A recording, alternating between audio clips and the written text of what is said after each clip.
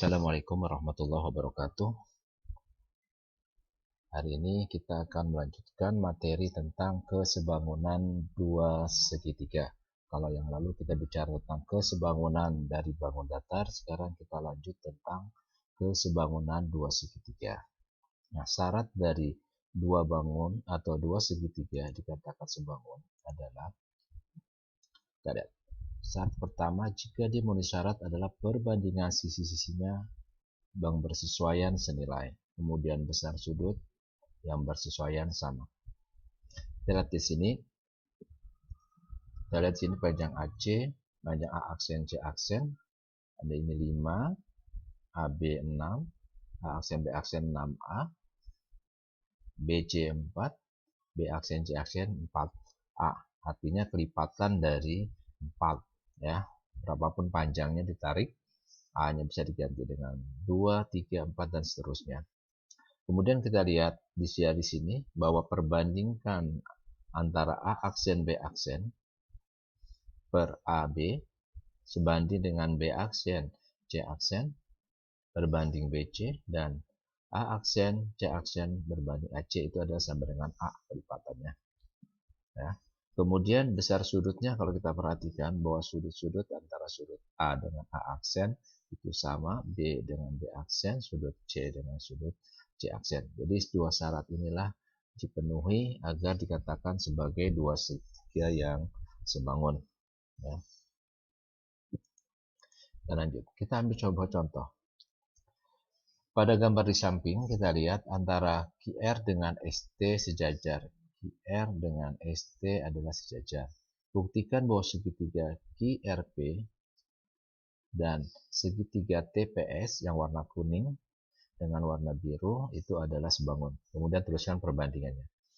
Kalau kita perhatikan di sini ada, kalau kita melihat dari sudut Q dengan sudut T, ya, sudut Q dengan sudut T itu sama.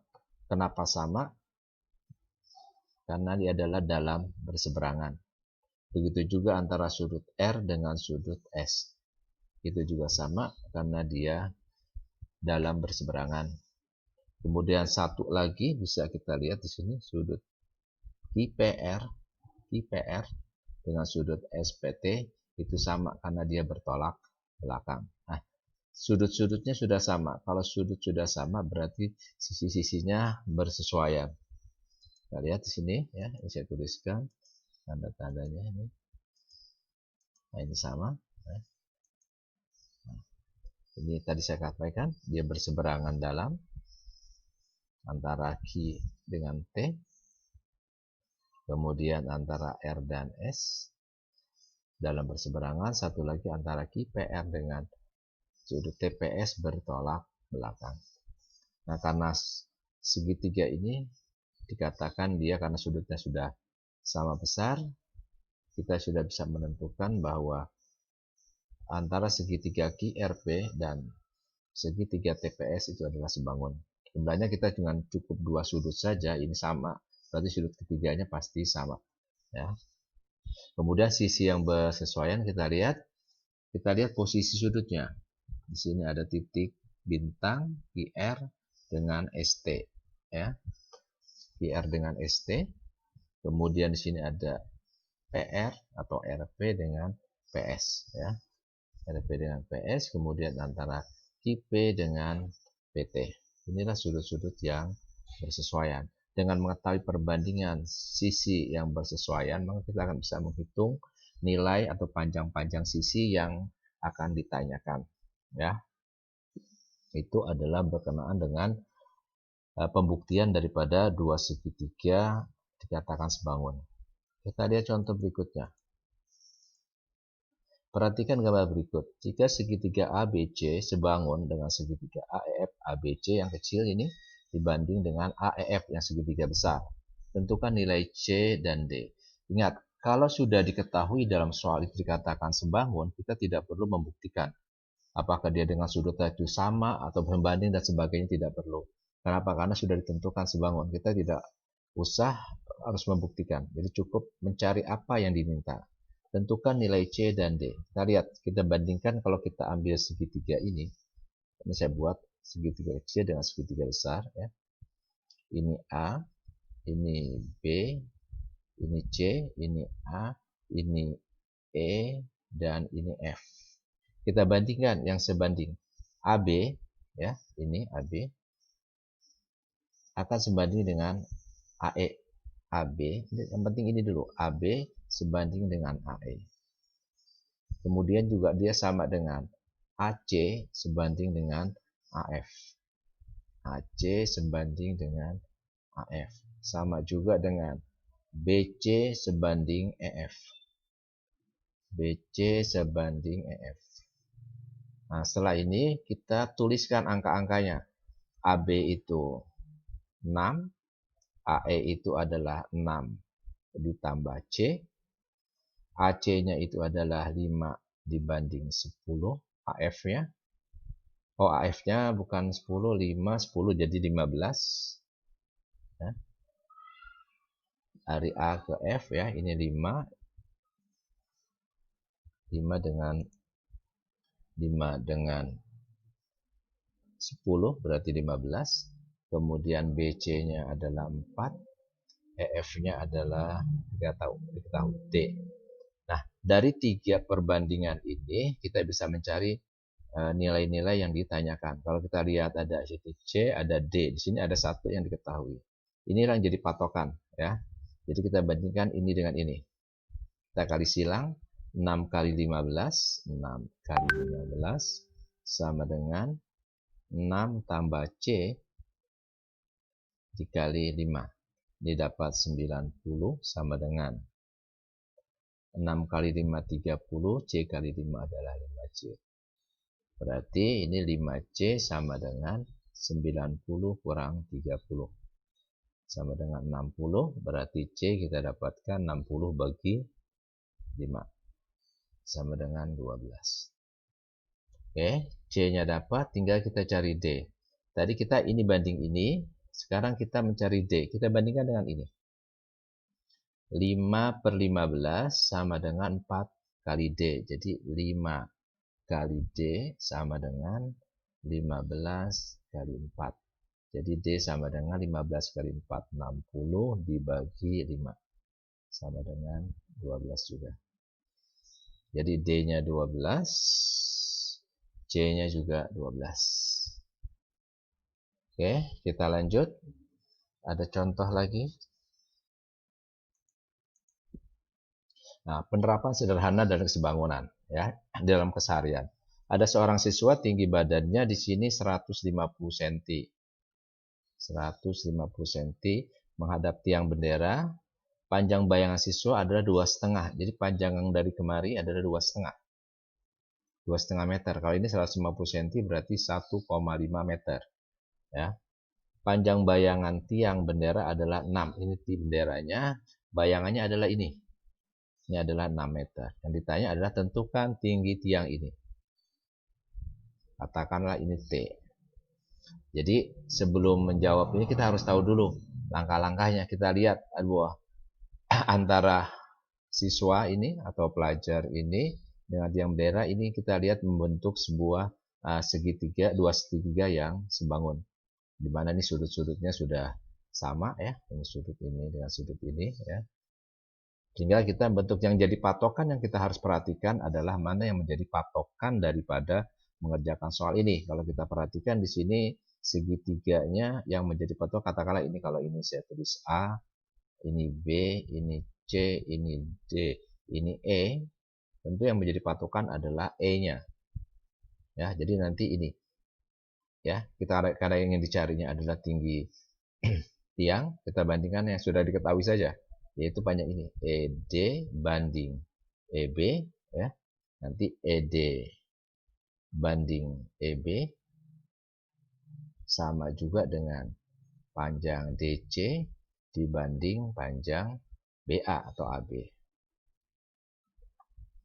Jadi tinggal kita bisa menuliskan nanti ED-nya itu adalah 2,5 per 6, EB-nya adalah 6, DC-nya adalah 1,5 dibanding dengan AB. AB-nya adalah T. Nah, tinggal kali silang, nanti T sama dengan, atau T kali 2,5 sama dengan 6 dikali 1,5 dibagi 6, dibagi 2,5. Ini bisa kita sederhanakan, 1,5 dengan 2,5, ini dapat 3, ini dapat 5, 6 kali 3, 18,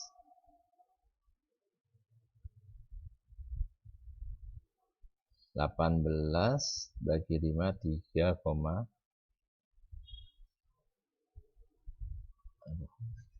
hilang.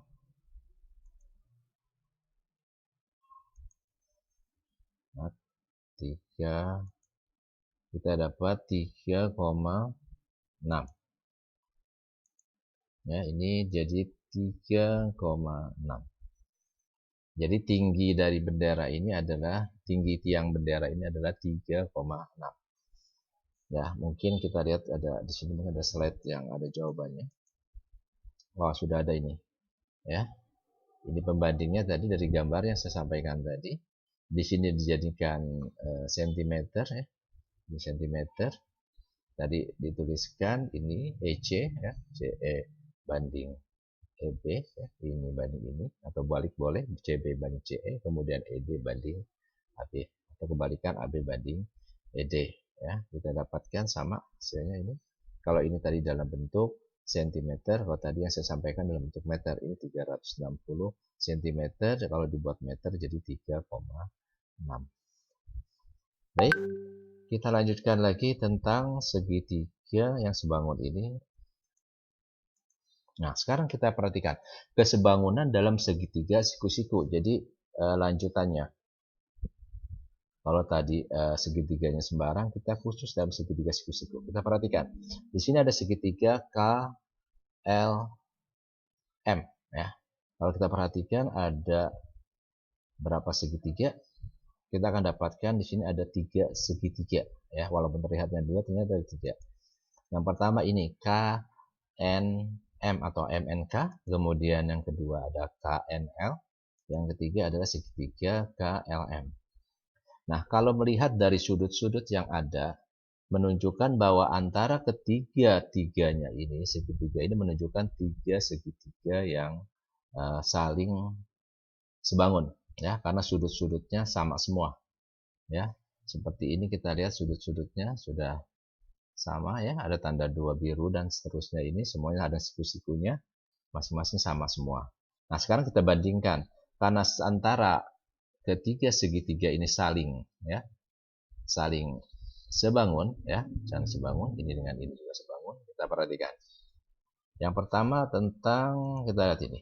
Pada segitiga KLN dan KLM, KLN dengan KLM.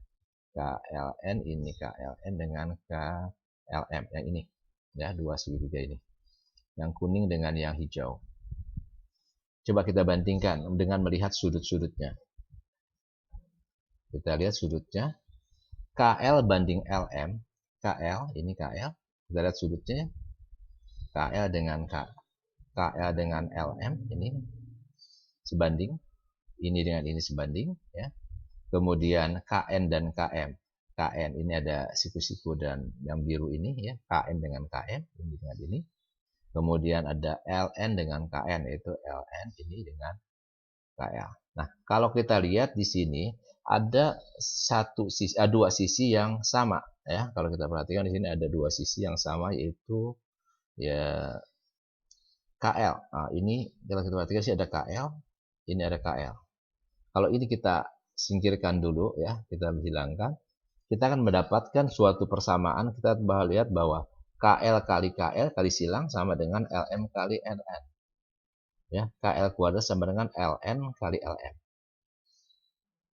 Kita juga bisa melihat kalau misalkan pada segitiga KNM ini yang warnanya ini merah muda ya, dengan KLM yang hijau. Kita bandingkan. Sama seperti segitiga sebelumnya, kita lihat bahwa ada perbandingan antara KM, ini KM, dengan LM, ini sebanding. dari sudut-sudutnya KN dengan KL ini ya. Begitu juga MN dengan KM. Ya. Nah, dari sini juga kita lihat ada yang sama ternyata. Ini kalau kita hilangkan terjadi perkalian bahwa KM kuadrat, KM kali KM ya. Ini KM kali KM sama dengan LM kali ML. Atau KM kuadrat sama dengan MN kali ML. Begitu juga kalau kita bandingkan antara segitiga KLN. Ini KLN yang kuning dengan KNM. Yang ini yang warna merah muda ini ya. Mendekati oranye lah. Ya, kita lihat bandingkan KL, KL pada KLN ini ya, KL banding KM ya, KL dengan banding KM ini. Bisa banding dengan KN dengan NM, KN dengan NM. Itu juga LN dengan KN, LN dengan KN ya. Nah, dari sini juga kita lihat sama, ada juga yang sama. Di sini antara KN dan KN. Nah, ini kita hilangkan. Bisa kita kalikan KN kali KN sama dengan LN kali NM. Ya.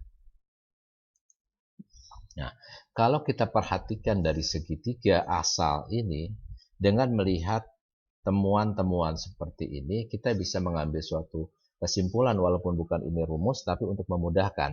Kalau kita ingin mencari KL, kita lihat KL, panjang KL ini, adalah AL kuadrat itu dapat dari LN dikali LM.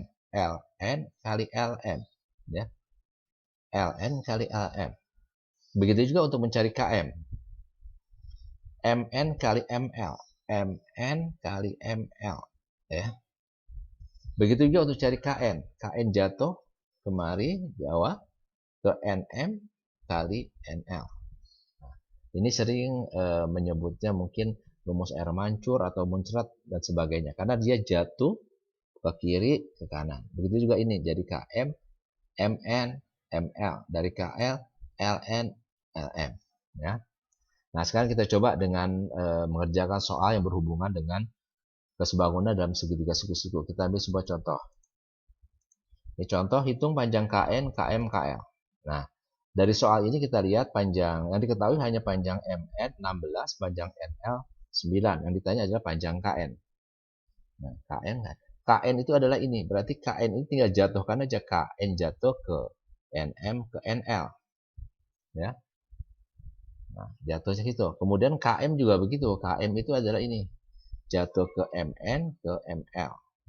KL pun begitu, ke LN ke LM. Kita lihat nih sekarang hitungannya.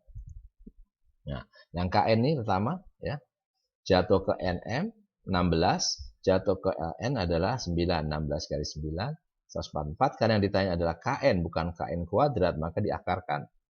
Seakar dari 144 adalah 12. Nah, begitu juga untuk mencari nilai KM.